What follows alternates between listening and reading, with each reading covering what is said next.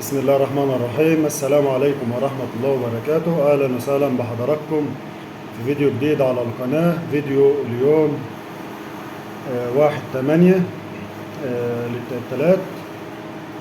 إن شاء الله في الفيديو هنستعرض مع بعض أسعار الرز على أول اليوم أو أسعار دلوقتي، لأن كان أول اليوم السوق كان فيه توقف كده عن العمل، ودلوقتي السوق اشتغل. وهقول 3 حاجات ملخص سريع لحال السوق. الرز الابيض الطلب موجود زي ما هو، المخلفات الطلب موجود عليها زي ما هو. الذره وخامات الاعلاف ثبات في الاسعار. الذره البرازيلي والارجنتيني ب 15500 زي ما هم، او زادت 100 جنيه.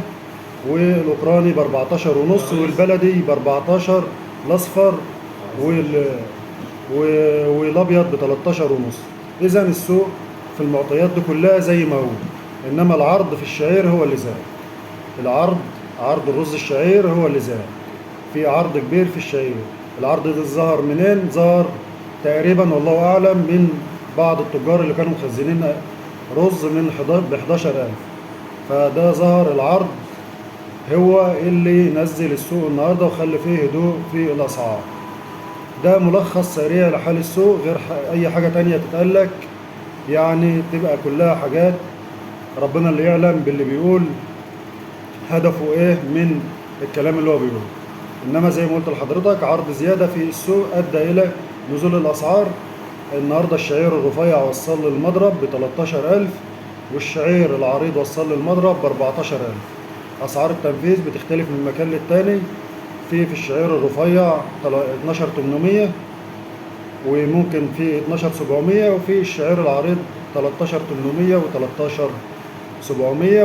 والاسعار تختلف من مكان لاخر في حدود 100 او 200 جنيه على حسب البضاعه. اسعار الرز الابيض العريض اعلى جوده زيت وبخار وسوليتكس ب 21000 من ارض المضرب. البضاعه اعلى بضاعه في السوق في الرز الابيض العريض، واعلى بضاعه في الابيض الرفيع في السوق ب 19200 و 19500. ده كل حاجة في سوق الرز اليوم. النزول بكرر وبعيد وبكرر تاني، زيادة عرض، زيادة معروض الشعير فقط لا غير. إنما معطيات السوق كلها زي ما هي. في طلب على الرز الأبيض زي ما هو، وطلب على المخلفات، بل إن الطلب على المخلفات زاد.